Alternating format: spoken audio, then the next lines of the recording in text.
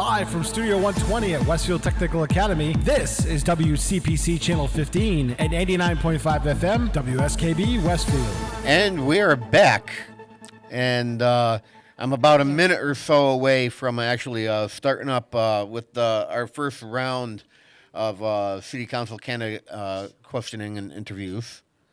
And before I actually get into it, I want to ask Nick, what's up with all the rain? You know, when the weather pattern gets into a pattern, sometimes it sticks not only for 3 weeks or 6 weeks, maybe the whole summer. So Right. it's been terrible. But, you know, this week, Indian summer, you know, we've got, well, we didn't really Can we even say Indian summer anymore? Yes, we can. Okay. That's what it's called in the world of meteorology. All right. But, you know, Native American summer, I don't know, I guess you call it that. Yeah. So the thing I'm worried about is it's been a wet summer, so are we going to have a dry winter? And dry winter would mean cold and dry, because if it's dry, it's going to come from Canada. I'd rather have cold and dry than snowy and icy. And The acorns are really big. That means a long winter. A long winter, okay. Well, you know, winter. Actually, the seasons have shifted 3 weeks later, if you haven't noticed. Yeah. Winter starts a little later, ends a little later. Summer doesn't get going until a little later. I've noticed that in the last, at least in this area, in New England, in the last 25 years or so, I've noticed a shift in the season. 3 weeks later, so maybe we won't get snow till Christmas. Yeah, I'm going to the electronics show first week of January, so perhaps we can just put it off all the nastiness so I can get home. Okay. Yeah. Is that the big one in Vegas? Yeah. Oh yeah, the place is you can walk around the world by walking through the. Yeah, pretty the much. expo And center it takes there. up a lot of different venues. So every election cycle, I give the option to the city council candidates to come in here for a 25-minute interview. Each one gets the same questions, and there's no hardballs here. You know, well, there's one tricky one, but other than that, it's something. They're all issues that we should all be up on and have opinions on. And a lot of candidates are unopposed, but I still think, every other year when we do these interviews, it's good, even if someone is unopposed, to come in here just to talk about, the city and talk to their constituents. Now, Nick Morganelli is in here, currently Ward 1, running now for at-large. Mm-hmm. And thank you both for inviting us onto the show again and entertaining questions and answers, and appreciate it. Hello to Pete over there in the background. So, running at large this time. I was thinking about going back to at large.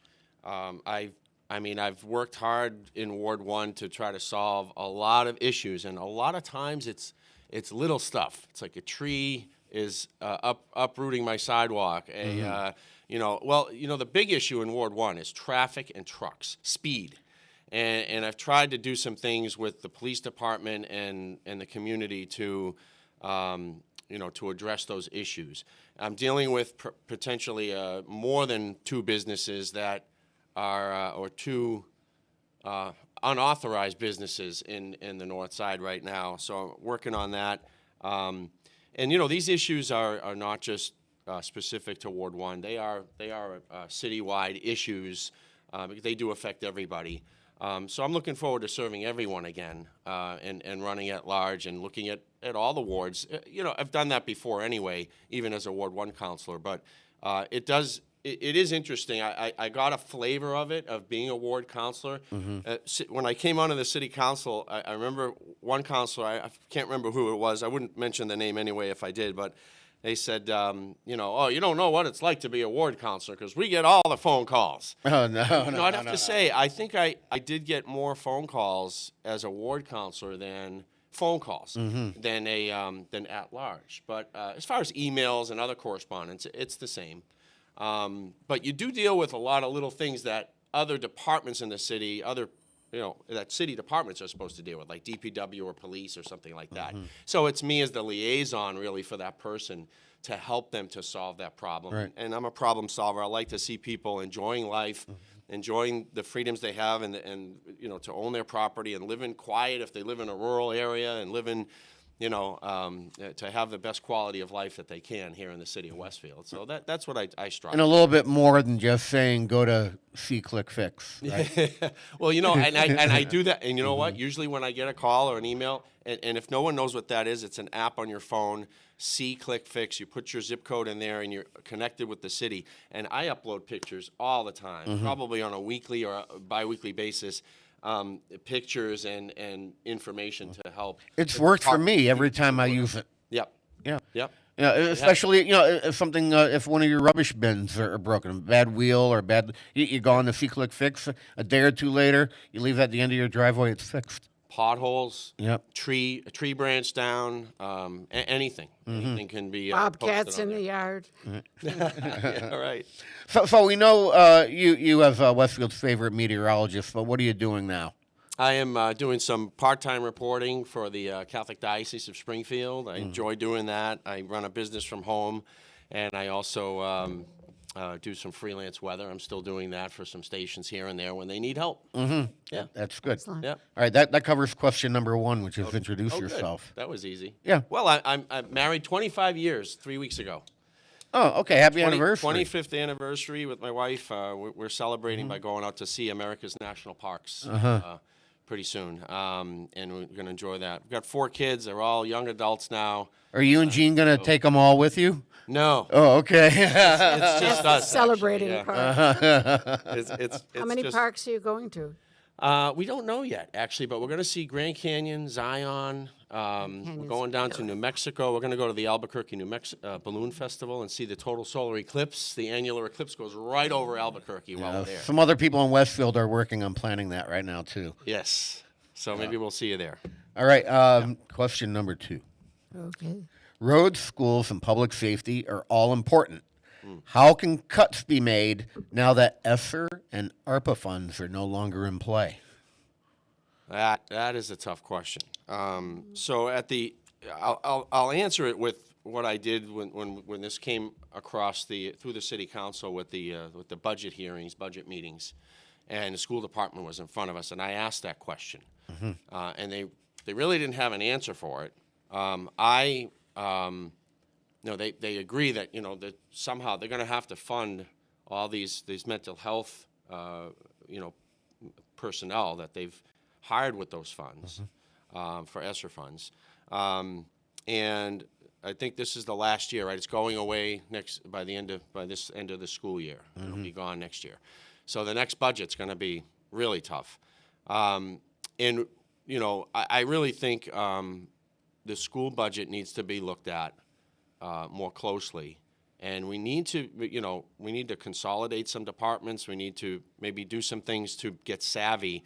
That's not what I'm supposed to do. That's what the superintendent and his team is supposed to do, and the school committee and so forth. So hopefully they can work to do that. I do think that what I did was I voted. I mentioned that about the ESSER funds at the budget meetings, and mentioned that that with that going away, that there's going to be this huge gap. And I said, why isn't the budget coming in $2 million lower this year?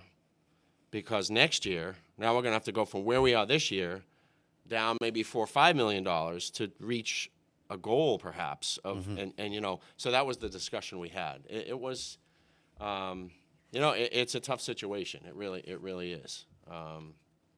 So, I mean, the mental health aspect of it has been gotten into the school system. I really think that belongs in the hands of the parents, in the hands of their primary care physician, and who they want to refer that person to. One of my family members has gotten some help with anxiety, and we paid for a therapist and for sessions and so forth. I think it has to reside in the hands of the parents. There are a lot of issues in our schools with mental health. I heard from a parent, they took their kids out of Munger Hill Elementary School and went to Southwick because kids were allowed to just tear up the classroom, just be belligerent, turn over desks, break glass, and because they have to create a safe zone, they have everybody get out, they let the person continue to ruin our classroom. And there's no accountability. there's no repercussion from what I've heard, and there's not even a suspension or anything, because it's all under the umbrella of this person is mentally, they're a risk student or whatever. That's what I've heard from the parent. So I have to sit down and have more of a discussion with the superintendent on how that all works in the classroom. My kids are not in the school system anymore, so. Do we know if all this mental health stuff or if they're unfunded mandates from the state? We don't know that. I'm not sure. Okay. I'm not Yeah, sure. that might be an issue if it's an unfunded mandate. They could do that. Then you They have could, to have it. Yeah, they could do that. Yeah. Yeah, they could say you have to have one mental wellness professional per school, or two per district, or per student. Per a certain number of students, per 1,000 students, you have to have two or something. I don't. It's possible the state could do that. This is what I think might be the difficult one, number 3. Oh. Put these 3 in order. Roads, school, safety. Roads, school. Well, I wouldn't put roads first, only because our mayor has, when he ran, he promised to put $5 million towards roads. And he has. All right. So I would say that, Mechanic Street and Meadow Street need to be done ASAP. They are awful. So I'll put those 2 right up front, and then I'll put roads maybe as second or third. I think safety is always, I think that covers everything. Covers road safety, covers school safety. I think, having a safe community is very important. So I would put safety first. Schools, I think, is, from what I hear, the schools are pretty good here. I've heard from parents that they like the schools, they like the school system. Other than that, that one parent I told you about that took their kid to Southwick, but actually 2 children. So I guess I would say safety first, then schools, then roads. How's that? All right. You put me on the spot. Sometimes you need time to think about it. I knew that one was going to be, I don't know. A little tough, yeah. Yeah. Let's see what we have here. Multiple locations have been suggested for the new police department building. What is your ideal location and why? So I knew this was going to come up. Kathy, you knew it too. It's a tough one. I told you, there really aren't any hardballs. Everybody tosses this one around. Yeah. So here's the bottom line. At the meeting, in the public meeting, many people spoke. Not one person that pays their taxes in Westfield wants it on South Maple Street. Not one. No one stood up and said, I want it there because of A, B, C, D. No. Everyone most people that spoke against having it there. Never mind just speaking in favor of another location. They didn't support the location that was chosen. They did support speaking up, for another location. Now, what was their reason that they didn't want it? A lot of it had to do with traffic, the in and out points, having the second axis of exit would be out with the back entrance, the back road that they'd have to restructure to have it go out. There were those type of issues, and then there was privacy issues with this homes right there. And actually, the chief valuer said, he goes, "You've given us a lot to think about, things that we didn't talk about." And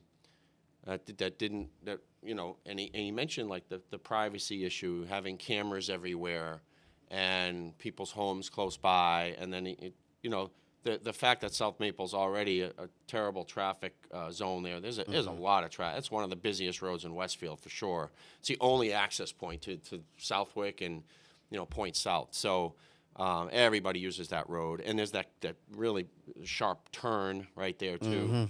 So you get some cars coming around, and maybe a police car zips out of there because something's going on. And they said that it doesn't matter where we are because we have cruisers everywhere. And whenever whatever is happening, we get the closest cruiser to go there. So that's a lot of people had a misconception thinking that we need it in a central location.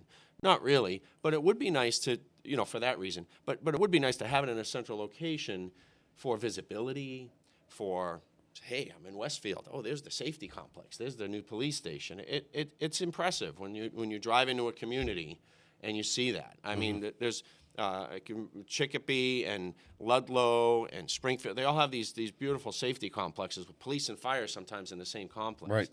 And we don't have the luxury of doing that, I don't think. But you mentioned where should it go? The old rectory, Blessed Sacrament Rectory on Union Street, was a favored location. There is enough land there. I don't know why they would need 4 to 5 acres of land. There's 3.6 acres there. Then there's the Meztec property right out front, that big patch of rectangular earth. What about there?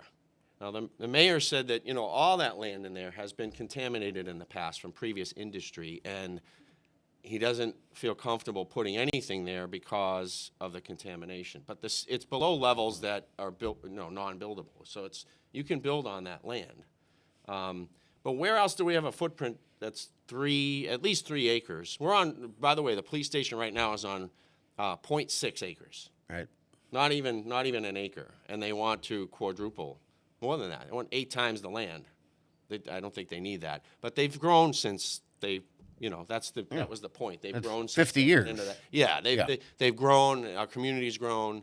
They need a place that is that you can move through very well. That is modern, and that requires a little more space. It requires locker areas and training areas and just different spaces to move around and be productive. Right. And I get that, but I don't think they need that much space. But I think 3 acres would be sufficient. But I'm not. I wasn't on the committee, and I know Council Adams was, and he said, we've been looking for a place for a decade or more, and we need to find a place. So. All right.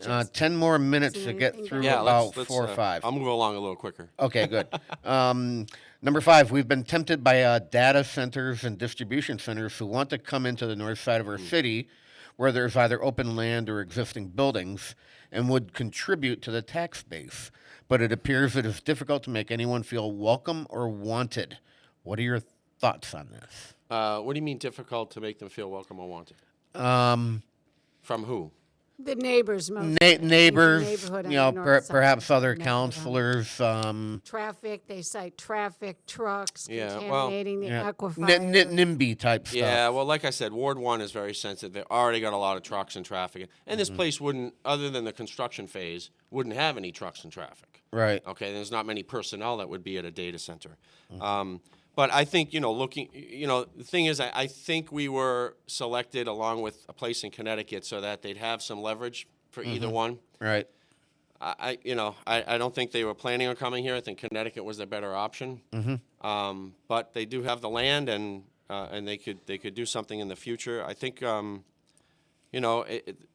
know a former Council Flaherty had said that it's a good thing. It's just not going to be a nuisance to anybody. It's just going to be there, and we're going to get money, tax revenue, and I can't disagree with that. Right. So, all right.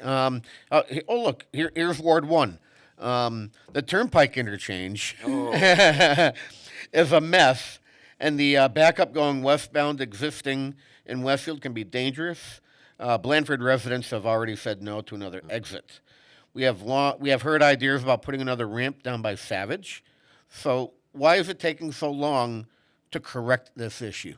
that's a question for Kelly Pease, Representative Pease, and Senator Velas. Like, why does it take the state of Massachusetts so long to get these projects done? You know, it's like red tape, and it just takes look, it took 10 years almost to get the Drugstore Hill Bridge done by North Elm Butcher that goes up into my neighborhood. That just because there's a rail there, and they got to go through all the, the things with the railway, I think, having a slip ramp on and off would alleviate so much. I mean, we've got that road that is right by the firehouse there. There's a dirt road that goes down and it connects all the way down, goes all the way on the south side of the airport and goes all the way down towards East Mountain. I think that's a great location for the for the extension of the bike trail, by the way. Go down there and then hook up to East Mountain, put in a wide sidewalk for those people there, and then you can go up to Hampton Ponds and have your little kiosk and your rest stop. Right. But that's another issue. But I think having an on and off slip ramp they could have it done in 2 weeks, couldn't they? I mean, what's the delay? No. Well, 2 weeks. Physically, No more toll booths. In Massachusetts time, that would be 2 years. Yeah, that's my point. 20 years sometimes. I won't see it. I agree. We need to do something there. All right. Number 7. Additional pickleball courts are being built in Westfield. Although used by many, it is still a small portion of the population who use these. Are there better ways to spend this money? So I disagree. I just spoke with somebody from another town that comes to Westfield to play pickleball. Okay. Those courts are busy all the time. There is a huge group of people. It builds community. It builds camaraderie. It keeps people fit. I'd put it up against basketball courts on a busy summer night, or you do some head counts. Basketball versus pickleball versus tennis. And the horseshoe pits there aren't being used at all. I've never seen any, and I love horseshoes, but I've never seen anybody playing horseshoes. But I think I don't know if we need more, but if they say we need more because, the group is growing and it's bringing more people. I mean, I'm surprised we're going to have a huge pickleball tournament here. We may Southwick's putting 3 in. Yeah, see? So we may have a national tournament here in Westfield at some point. I mean, we're already on the map with Babe Ruth baseball. So why not pickleball? I say it's a good use of the money. I'm actually, because I voted yes on that originally, and I was kind of like on the fence, but now looking back, and I said, it was a good decision. It's serving a lot of people. It really is. All right, good. Yep. 5 minutes to go. We're in good shape here. Number 8. What is your hot button issue? Hot button issue. All right, can we skip that? Let's go to the next one. And let me. Okay, think number about that 9. one. Go ahead. Most important question: why did you decide to be a city councilor? That's an easy one. Quick answer. People asked me to. All right. That's it. They want me to run. They want me in there. They want me to serve the people. And I don't do it for myself. I do it because I was asked. All right. Yeah. Back to the other question. What's your hot button issue? You're going to have to answer. I've got one more left, but it's final thought. Yeah, right. So yeah. the hot button, I would say, I would like to see the city. Maybe we need to really look at a couple of things, restructuring things to see if we can consolidate, to see if we can get our budget in check, because taxes just keep going up and going up and going up. Everybody, has gotten a tax increase again. It's 2.5%. I mean, that's huge, and every year it just goes up, 2.5%. We have to stop that. And there's some things that are unsustainable, like having. And I'm all for paying our public servants and first responders what they deserve, but having like a chief of police or fire making close to $200,000 a year, and then having them retire and taking home 80% of that, we can't sustain that. Right. So there needs to be a cap on the salary. So when those contracts are done, and that's the mayor's job, when those contracts are done, I'd like to see a cap on those salaries, and then everybody falls in line under that. I think that's respectable. And the chief fire here makes close to what they may make in New York City. New York City, yeah. You look at some of the numbers, it's staggering. And there's other salaries in the city that are probably the highest in the state for different jobs that we have here. So, and I'm not saying people shouldn't get paid. Some of them are worth it. Some of them are worth it, yep. And I think having a grant writer and paying them, that pays for itself. When you get somebody getting grants coming into the city, that pays for stuff. That I think we need to continue to do even more so. Yeah. All right. Yeah. Let's see. We're doing good time here. That's not just my hot button. That's the hot button from people. that I've talked to. Great. You're relaying what your constituents are saying to you. Yep. So number 10, I don't actually have as a question. It's final words. So this is where you get up on your soapbox and say whatever you need to say to the voters of the city of Westfield.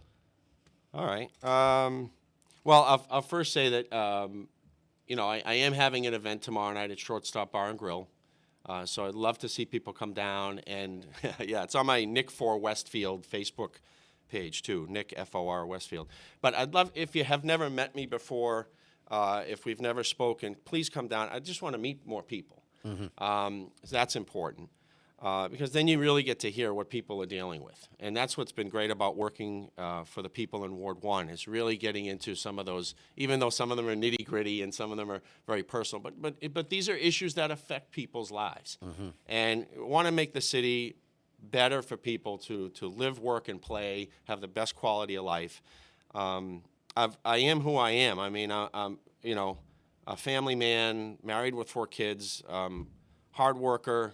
I enjoy working for the people of Westfield. If you talk to me and you get to know me, there's nothing to hide here. It's just, I'm a caring person for everyone here in Westfield, and I really do care about our city and about the people that live here. So that's really, I don't think I really have anything else to say other than, whether you vote for me or someone else, get out there and vote, because I think it's important for people to exercise that right and that freedom that we have here in this country to vote. So get out there on November 7th, right? Is that the date? Yeah. Right. November 7th. Yeah. And don't turn his street into the next expressway. Right. Right? There's no trucks on that street. Right. No, I mean, because it's just been, I see the paving going on there. Oh, yeah, yeah. Oh, there's yeah. paving Yeah, the everywhere. second you get paving It's a small section, Kenny. There's actually, they paved the whole thing, but that section, they had to put the gas line in. Right. So they did the right thing. They waited till the infrastructure was done. Now they're paving it. that's what they're doing down on Meadow right now, too. Yeah. Yeah, So exactly. That project, actually, there's ARPA funds involved with that, and it's going to take a while. So anyone watching Meadow Street is going to be messed up for a bit. Yeah. Nick Morganelli, I want to thank you for coming in this morning. Thank you. Thank you, Good to hear Kathy. from you again. Thank you to the Good both luck. of you and to Pete behind the scenes. Appreciate you having us here. Thank All you. right, until next time.